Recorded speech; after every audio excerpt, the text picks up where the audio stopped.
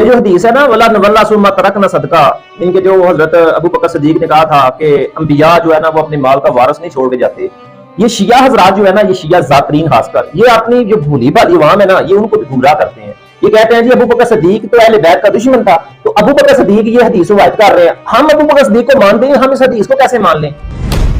اور یہ تنزن، یہ ذاکر تنزن کہہ رہا ہے کہ نبی صلی اللہ علیہ وسلم نے کان میں ابو بکر کو یہ کہہ دیا، کسی اور صحابی کو جو حدیث کا پتہ نہیں تھا۔ ہاں اب میں بتاتا ہوں کہ کون کون سے صحابی، جن میں خلفائے راشدین سے لے کر اشرف مبشرہ تک صحابی اور اہل بیت کا، اہل بیت کے لوگ بھی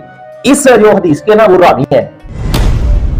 علامہ جلال الدین سیوطی اپنی کتاب کتب الاظہار المتناثرہ فی الاخبار المتواترہ، علامہ جلال الدین سیوطی اس کتاب کے صفحہ نمبر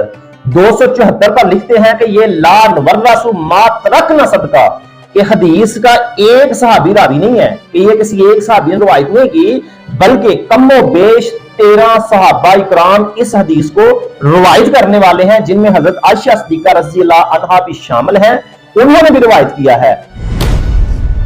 سامنے سکرین پر آپ دیکھ سکتے ہیں اس حدیث کے راوی جو ہے نا وہ ابو بکر صدیق ہیں، حضرت عثمان غنی ہیں، اور مولا علی المرتضیٰ ہیں، سعد بن ابی وقاص ہیں، حضرت ابن عباس ہیں، حضرت ابو ہریرہ رضی اللہ عنہ ہیں، حضرت عبد الرحمن بن عوف ہیں، اور حضرت طلحہ ہیں، اور حضرت حذیفہ ہیں۔ یہ کم و بیش نا 13 مقدس ہستیاں ہیں جنہوں نے اس حدیث کو روایت کیا ہے۔ تو یہ شیعہ، یہ تم ذاکرین جو الزام لگا کر صرف ابو بکر صدیق رضی اللہ عنہ کی گستاخی نہیں کر رہے، بلکہ ان میں سے تو کئی وہ ہیں جو عشرہ مبشرہ ہیں، جن کو نبی صلی اللہ علیہ وآلہ وسلم نے دنیا میں جنت کی بشارت دے دی، اور تم معاذ اللہ ثم معاذ اللہ، تمہارا یہ الزام صرف ابو بکر پر نہیں جاتا، یہ ان عشرہ مبشرین پر بھی جاتا ہے جن کو رسول اللہ نے دنیا میں جنت کی بشارت دے دی۔